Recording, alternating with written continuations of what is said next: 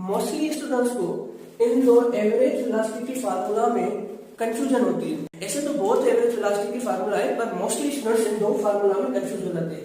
Confuse इसलिए हो जाते हैं, फॉर एग्जांपल ये आपके सामने जो है एक एमसीक्यू नजर आ रहा होगा।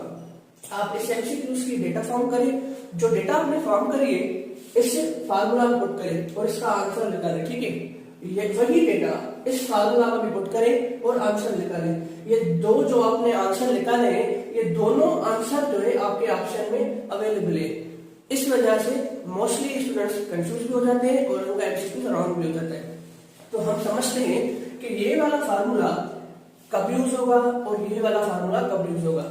जो ऊपर वाला फार्मूला है average velocity is equal to v1 + v2 divide by 2, ये फार्मूला तब यूज होगा जब हमारा टाइम सेम होगा, t1 = t2। जब हमारा टाइम सेम होगा तो कौन सा फार्मूला यूज होगा, तो ये वाला फार्मूला यूज होगा।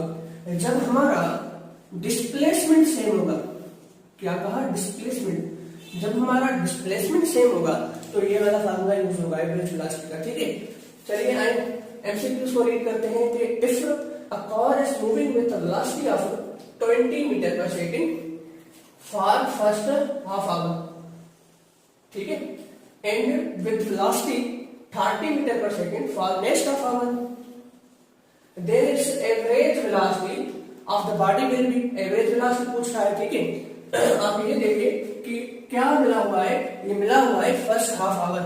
आवर किसे कहते हैं, टाइम को कहते हैं। फर्स्ट हाफ आवर मीन्स 1/2, ठीक है।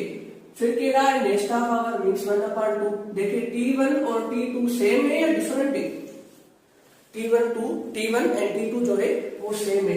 क्या कहा था हमने कि टाइम जब सेम होगा तो कौन सा फार्मूला यूज होगा, तो ये वाला फार्मूला यूज होगा। तो v1 जो है वो कितना है, 20 है, और v2 जो है वो कितना है, 30 है। हम फार्मूला पुट करेंगे तो 20 + 30 डिवाइड बाय 2, ठीक है।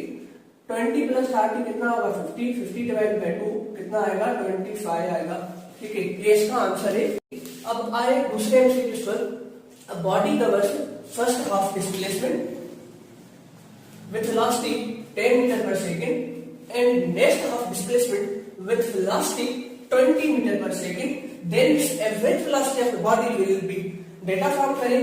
v1 जो कह रहा है वो कितना है, 10 मीटर पर सेकेंड है, और v2 कितना है, 20 मीटर पर सेकेंड है।